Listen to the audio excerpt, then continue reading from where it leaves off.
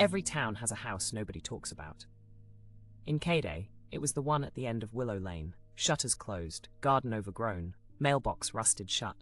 Local kids dared each other to touch its gate, but none of them ever knocked. Not once in living memory. Then, one autumn, a girl named Mio moved into the house next door. She was 17, new to the neighborhood, and had exactly 1 week before school started. Her mother was still unpacking boxes downstairs when Mio first noticed it. A single window on the second floor of the house across the way, glowing pale blue in the dark. Not warm, like a lamp. Blue, like the inside of a flame that had never learned how to be orange. She assumed it was a nightlight, some old habit of whoever lived there. She went to sleep. The second night, it was on again. Same window, same color. She checked the time. Just past 11. She watched it for a while, half expecting a shadow to cross the glass, but nothing moved. At some point, she must have fallen asleep sitting up, because she woke at 3 in the morning with a stiff neck and the light still burning, steady as a held breath. By the end of the week, she had a routine. Off during the day, on by 9. Blue, every single time, no matter the weather, no matter the season the calendar said it should be. She mentioned it at dinner, expecting her mother to explain it away with something ordinary. Instead, her grandmother visiting for the weekend went very quiet. "That's the Nagata house," she said, like the name itself cost her something. "Leave it alone, Mio. Whatever you think you're going to find over there, you won't like finding it." "Find what? It's just a light. It's been just a light for 40 years. Her grandmother set down her chopsticks. "Longer than you've been alive. Longer than your mother's been alive. Nobody who's gone looking for an explanation has ever come back with one worth repeating. So don't look too long, understand? Some things are patient. They wait for people who stare." It was, without question, the single best way to guarantee that a 17-year-old would stare. Mio didn't sneak over that night. She wasn't reckless, whatever her grandmother might have believed.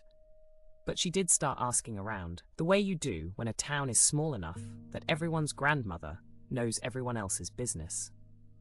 The old woman who ran the corner store remembered a man, Suta, she thought his name was, or maybe Shota, it had been so long, who'd lived there alone since before she was married.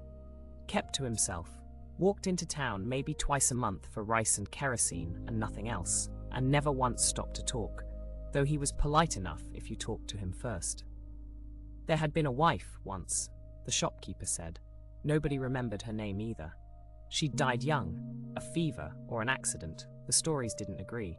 And after that, Suta stopped coming into town at all. The house went quiet, the garden went wild, and somewhere in there, the blue light started, and nobody could say exactly when, because nobody had been watching closely enough at the time to notice the exact night it began. "He's long dead by now, surely," the shopkeeper said, ringing up Mio's items without quite meeting her eyes. "Nobody's seen him in decades, but somebody's still turning that light on, aren't they?" Mio didn't have an answer for that. Neither, it seemed, did anyone else in Kaede. October arrived with its early dark, the kind that turns a 5 o'clock afternoon into something that feels like midnight. Mio was at her desk, rain ticking against the window, a half-finished worksheet abandoned in favor of watching the water run in crooked lines down the glass. Habit made her glance across the street, the way it always did now, at the same time every evening. The light was on. Of course it was on. But this time there was something in front of it. A shape. Still, facing outward toward her window, though there was no way whoever it was could have seen her in the dark of her own unlit room. Mio's breath caught somewhere behind her ribs. She didn't move, didn't reach for the curtain. The shape didn't move either. No shift of weight, no turn of the head, nothing that separated a person from a very convincing arrangement of shadow and glass. Just that patient, waiting stillness her grandmother had warned her about, wearing the shape of someone standing at a window the way you'd wear a coat. She blinked. When her eyes opened again, the window was empty. Just the blue light, burning the same as always, in a room with nothing and no one left to fill it. Mio didn't sleep well that night. She told herself it had been a trick of the rain on the glass, a reflection of her own room thrown back at her by the wet window, anything with a boring enough explanation to let her mind rest. It mostly worked. By morning, the fear had worn thin enough to feel almost embarrassing. She went downstairs for breakfast, still turning it over, still assembling her boring explanation into something she could actually believe. She opened the front door to grab the newspaper. There was a lantern on her doorstep.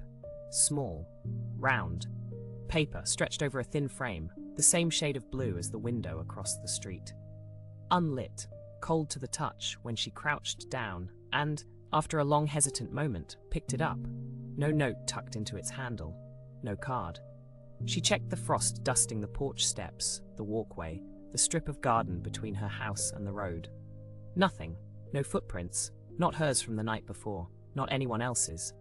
Whoever had left it hadn't walked there, or hadn't left footprints doing it. She looked across the street out of pure reflex, the way you check a door you already know is locked.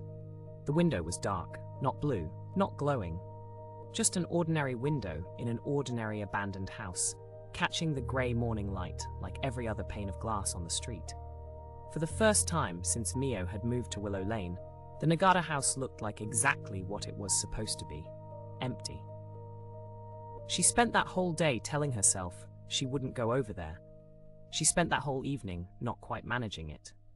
By the time the streetlights came on, she was standing at the rusted gate with the lantern still in her bag, telling herself she only wanted to look, just once, in daylight-adjacent safety, at the place that had kept her awake for a month. The garden was worse up close than it looked from her window.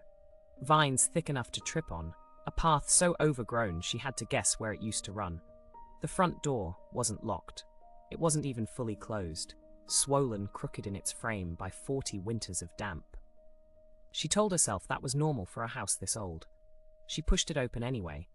Dust, undisturbed, thick as felt across the floorboards. A hallway with no photographs on the walls, only the pale rectangles where photographs used to hang. A staircase she didn't climb, not that night, because some cautions even curiosity respects. She found the front room instead, and in it, a single wooden stand, waist height, positioned by the window that faced her own bedroom across the street. Empty. A ring of dust on its surface, slightly cleaner than the dust around it, in almost exactly the shape and size of a small paper lantern. Mio stood there a long time, in a house that had been empty for longer than she'd been alive, holding a lantern that had appeared on her doorstep with no footprints leading to it, in front of a stand shaped like it had been waiting decades for exactly this lantern to come home. She didn't have an explanation. She was starting to suspect she wasn't going to get one, that some things in Kaede weren't puzzles with solutions so much as they were simply true.